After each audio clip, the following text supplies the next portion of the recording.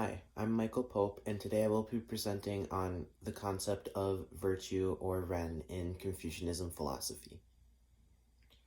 So, what is virtue? Virtue is a concept in Confucianism philosophy that has many different translations in English because of how many different emotions and attributes and characteristics that this philosophical concept has. So, it can also have different meanings for different people because it is a philosophy and people can interpret it however they want. Um, Virtue is often described as a concept of like humanness, love, kindness, benevolence, humanity, and attributes such as that. It is also a human excellence that embraces many different virtues as well.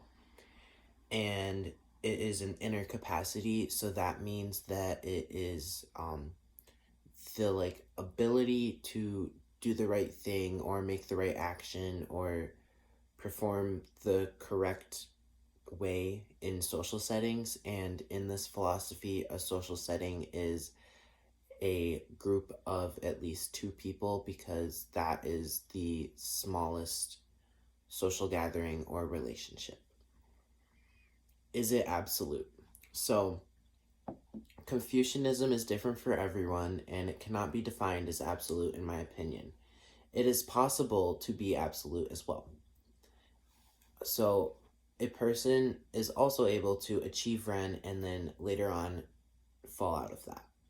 Um, it can be absolute for people in the sense that you always acknowledge what you're deciding to do, and you could see something as the right way or correct decision, and that might lead to Ren or virtue, and you could choose against that. But the concept of being able to choose Ren would be absolute in that scenario. But again, you might choose against it. Is it encompassing? So I feel that it can be encompassing because it can have multiple attributes for one person, but it could also have one singular characteristic or trait or attribute for another person. It can also be encompassing in the viewpoint that it may surround you based on your decisions and choices you make on a daily, monthly, yearly, annually schedule.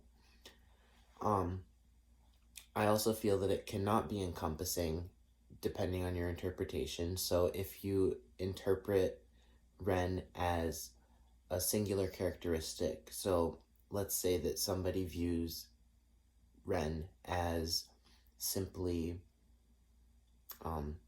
being kind. So you can be kind all you want, and you can make the right decisions to be kind.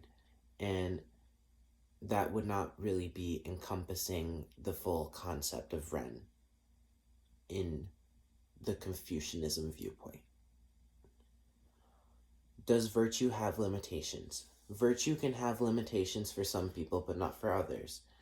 An example that I would like to state is that a person who comprehends virtue as a single thing rather than encompassing many attributes may be limited, but another person may not have any limitations on virtue because they might see it as a thing that describes so many other positive characteristics, traits, and attributes that it may not have limitations to them. How does virtue animate other virtues? So, the way I like to exemplify this is similar to an umbrella. So, an umbrella has the top and then it has the multiple segments that protect you from the rain. And just like virtue and animating other virtues, Ren is similar to that core piece at the top, and then the branch offs are the attributes that all work together to help make the interpretation of Ren. And an example is if somebody is virtuous, they're also known or try to be kind and loving and benevolent. how do people achieve Ren? Ren is achieved by doing the right thing or making the right decision in social settings. And it is, it is a lot easier to fall out of this concept than it is to achieve it, and that is because that's just how it works. What is an example of Ren?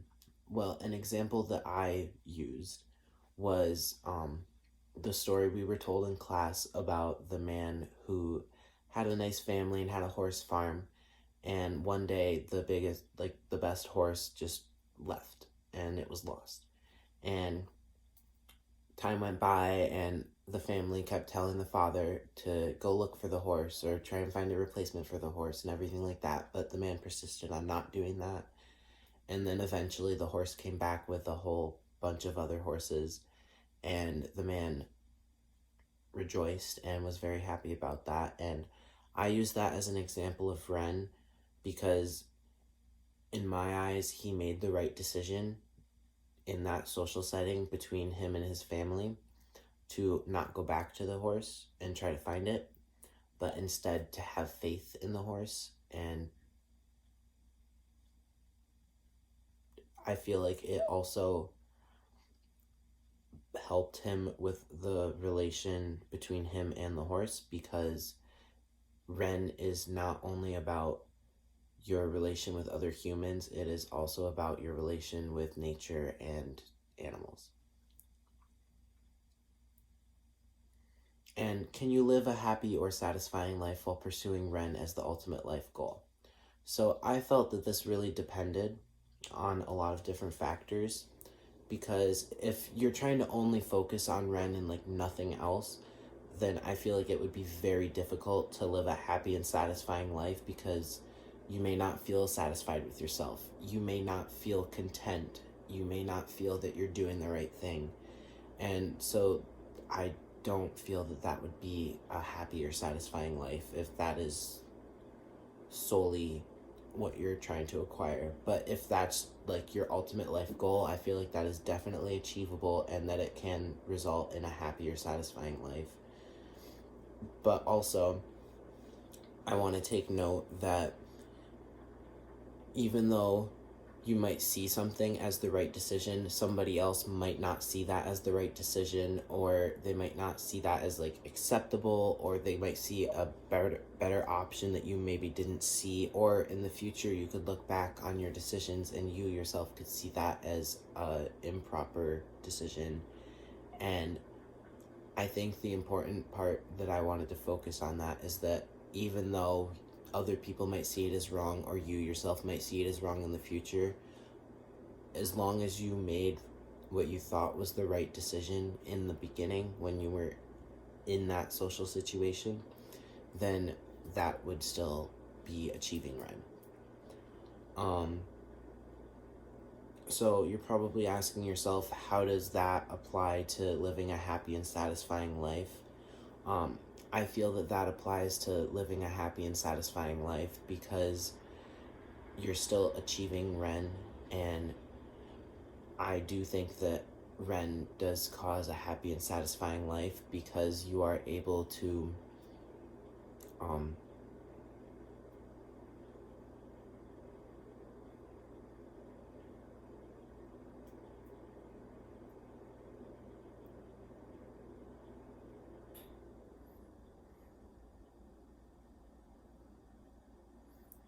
I feel that that is going to give you a happy and satisfying life because you are able to make the right decisions at the time. And if you make the right decisions in life, you will end up becoming successful and having a nice, enjoyable time with your experience of life. And